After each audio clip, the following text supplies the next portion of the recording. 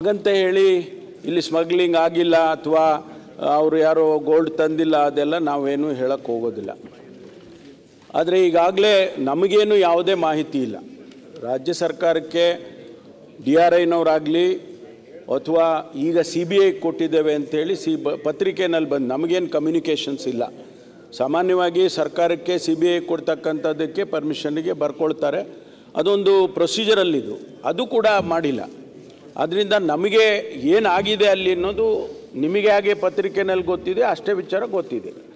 ಹಾಗಂತ ಹೇಳಿ ಪೊಲೀಸ್ ಇಲಾಖೆಯವರು, ಪೊಲೀಸ್ ಅವರ ತಂದೆಯವರು director general of police DGP ಇದ್ದಾರೆ, ಅವರು ಫೆಸಿಲಿಟೇಟ್ ಮಾಡಿದ್ದಾರೆ ಅನ್ನೋದನ್ನು ಕೂಡ ಅವರು ವೆಹಿಕಲ್ಸ್ ಹೋಗಿತ್ತು, ಅಲ್ಲಿ ಪೊಲೀಸ್ನವರು ಸಹಾಯ ಮಾಡಿದರು ಅಂಥದ್ದೆಲ್ಲ ಇದೆಲ್ಲ ತನಿಖೆ ಆಗಬೇಕು.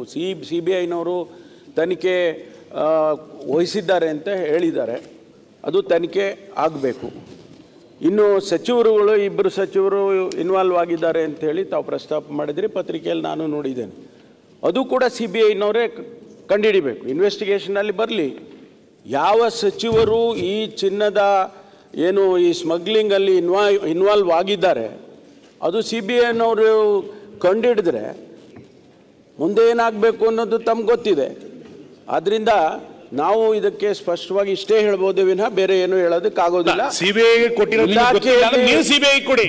ಈಗ ಯಾರೋ ಒಬ್ಬರು ಹಿರಿಯ ಅಧಿಕಾರಿಗಳಿಗೆ ಪೊಲೀಸರು ಬರೋದು, ರಕ್ಷಣೆ ಬರೋದು ಸರಿ. ಹಿರಿಯ ಅಧಿಕಾರಿಗಳ ಮಗಳಿಗೆ ಪೊಲೀಸರು ಹೆಂಗ್ ಪ್ರೋಟೋಕಾಲ್ ಆಗ್ತಾರೆ ಇದು ಸರ್ಕಾರಕ್ಕೆ ಗೊತ್ತಿಲ್ಲ. ಪೊಲೀಸ್ ಜೀಪ್ ಹೆಂಗ್ ಬಳಸ್ತಾರೆ